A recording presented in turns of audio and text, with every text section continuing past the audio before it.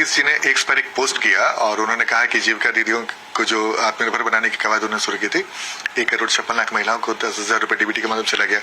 अब आने वाले समय चरणबद्ध तरीके से 2 लाख रुपए की राशि भी दी जाएगी। ये कैसे उन महिलाओं को आप चिन्हित कर रहे हैं कि जिन्हें 2-2 लाख की राशि दी जाएगी? देखिए, सबसे पहले तो मैं स्पष्ट कर दूं कि लगभग 1,56,00,000 महिलाओं के खाते में राशि भेजी गई है और लगभग 32 लाख और आवेदन अभी हमारे पास है, जिसमें ग्रामीण और शहरी क्षेत्रों के हैं। उनको भी 31 मार्च 2026 तक हम लोग राशि उपलब्ध कराएंगे। तो ये प्रथम किस्त की 10,000 रुपए की राशि है। इसके बाद जो पूरी योजना बनाई गई है उसमें 4 चरण इसके अलावा तय किए गए हैं। पहला चरण है, जो पहला चरण 10,000 रुपए का है, उसके अलावा अगर हम द्वितीय चरण की बात करें तो 20,000 रुपए की राशि उनको उपलब्ध कराई जाएगी और 5,000 रुपया सेल्फ कंट्रीब्यूशन उनको अपना बिजनेस में अपना करना होगा। वो इसीलिए है कि महिलाएं अपना भी उसमें पूंजी का निवेश करें।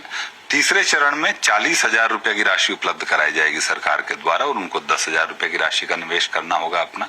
फिर 80,000 रुपए की राशि चौथे चरण में दी जाएगी और 20,000 रुपए की राशि वो खुद का निवेश करेंगे।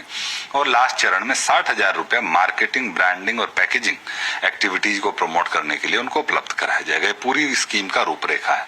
हम लोगों ने हर एक चरण के लिए कुछ इंडिकेटर्स, बहुत सामान्य से मानक भी तय किए हैं और मानक इस प्रकार से हैं कि द्वितीय चरण में हम लोगों ने खास तौर पर यह ध्यान दिया है कि महिलाएं जो स्वयं सहायता समूह के साथ जो पहले से जुड़ी हैं और जो नया समूहों में महिलाओं को जोड़ा गया है, महिलाएं लगातार समूह की बैठकों में आए। समूह में जो बचत करने का जो एक हमारा नियम होता है, जो पंचसूत्र हम लोग जीविका का बोलते हैं, उसका पालन करें। समूह में लगातार वो अपना कंट्रीब्यूशन भी करें, 10 रुपया जो बैठक में प्रति सप्ताह जमा करना होता है। इसके अलावा बिजनेस प्लान तैयार करें। हम लोग ट्रेनिंग, हर एक चरण के लिए अलग अलग प्रकार की ट्रेनिंग तय की गई, उन ट्रेनिंग्स को वो प्राप्त करें। अपना आय व्यय का एक पूरा लेखा जोखा वो मेंटेन करें। तो इस तरीके से हर चरण में हम लोगों ने कुछ इंडिकेटर्स रखे हैं और हम लोग चाहते हैं कि महिलाएं जो इन योजनाओं से जुड़ रही हैं उनको बचत, जो एक होता है ना फिक्स्ड डिपॉजिट या आरडी की फॉर्म में, भले ही 100 रुपया का बचत करें, हर महीना बचत का आदत उनको डाली जाए जिससे कि वो अपने व्यवसाय को आगे लेकर के जा सकें।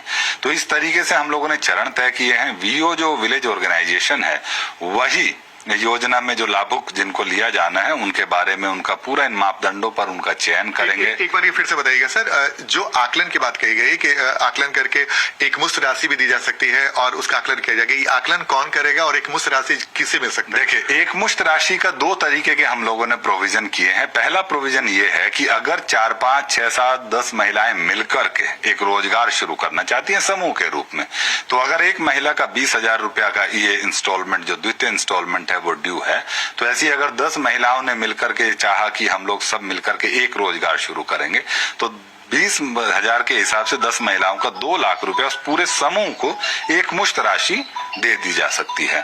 साथ ही साथ ऐसा भी हम लोग ये देखेंगे कि जो महिलाएं, अच्छा मान लो उन्होंने व्यवसाय प्रारंभ किया और एक साथ उनको ज्यादा पूंजी की आवश्यकता है, किसी को 50,000 रुपए की आवश्यकता है, किसी को 1 लाख रुपए की आवश्यकता है या सीधा 2 लाख रुपए तक की भी आवश्यकता है, तो ऐसे कुछ मामलों में, ऐसे इन मामलों के लिए सीईओ अधिकृत रहेंगे जीविका के। तो बिहार भर के ऐसे मामले जिला से रिकमेंड होकर के यहाँ पर आएंगे। कमिटी हम लोग यहाँ पर जिला मुख्यालय स्तर पर बनाएंगे और उनके पूरे प्रपोजल को एग्जामिन कर करके भी एक मुश्त भी 2 लाख रुपए तक की राशि उसको आकलन करने ग्रामीण स्तर पर कौन जाएंगे?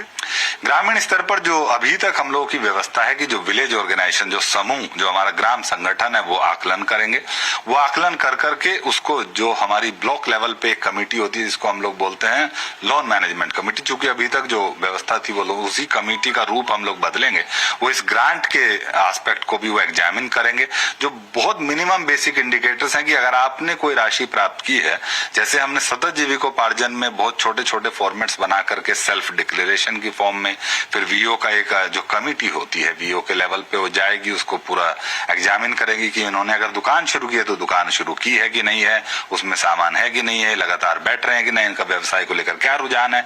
वो जो कुछ बिंदुओं पर वीओ एग्जामिन करेगा और उसको रिकमेंड करेगा ब्लॉक को, और उसके बाद उनको डीबीटी के माध्यम से राशि दी जाएगी।